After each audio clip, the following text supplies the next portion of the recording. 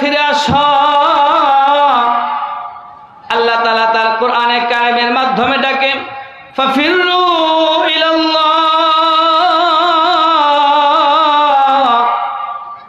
কই যাও কই যাও কই থাকো, তোমরা আল্লাহর দিকে ফিরে আসো।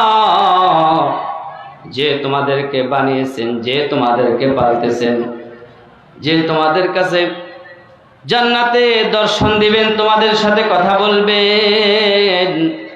আল্লাহ তাআলা বলেন, সানাফরুগু লাকুম আইয়ুহাস সাকলান, হে জিন জাতি, মানব জাতি, অচিরেই আমি আমার সমস্ত ব্যস্ততা তথা আমি যত মাখলুক বানিয়েছি সব ধ্বংস করে দিয়ে শুধুমাত্র তোমাদেরকে নিয়ে আমি আল্লাহ ব্যস্ত হয়ে যাব। কত ভালোবাসেন আল্লাহ তাআলা। বলেন, তোমরা জানো না তোমাদের স্থান, তোমাদের মর্যাদা কি? আল্লাহ তাআলা বলেন, ফি মাকআদি সিদকিন ইনদা মালিকিন মুকতাদির। আমি তোমাদেরকে জমিনে বানিয়েছি বিধায় জমিনে রাখবো না, আমি আল্লাহ আমার পাশে যোগ্য আসনে বসিয়ে তোমাদেরকে জান্নাতে রাখবো। সুবহানাল্লাহ।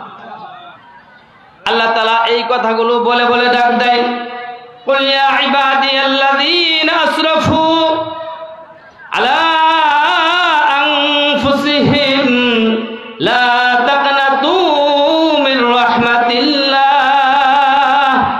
ইন্নাল্লাহা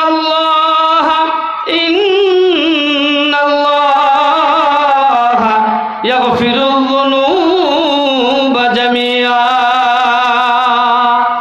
আল্লাহ তাআলা ডেকে ডেকে বলেন, যারা গুনাহ করে জমিন থেকে আসমান পর্যন্ত ভরে ফেলেছ, আমি আল্লাহ থেকে নিরাশ হয়েও না, আমি আল্লাহ থেকে দূরে যেও না, আসো আমি আল্লাহর কাছে ফিরে আসো, আমি তোমাদের সমস্ত গুনাহ আমি আল্লাহ মাফ করে দিব। বাজ আ আহার আচ হস্তি তো বাজ আ घर का फिर कब्र बुत पुरुस्ती। बाज आ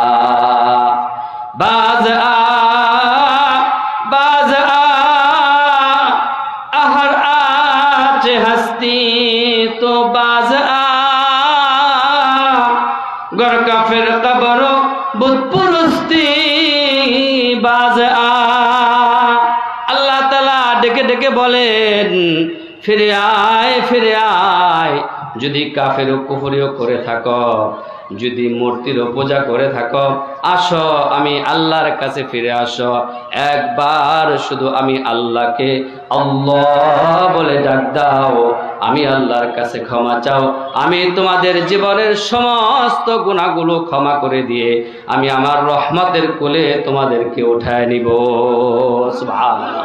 এই জন্য এই আল্লাহ তাআলার কাছে, এমন মহামালিকের কাছে আমরা ফিরে আসতে রাজি আছি। কে কে আছে একটু হাত উঠায় দেখান। আল্লাহ তাআলা আমাদের সবাইকে কবুল করেন বলেন।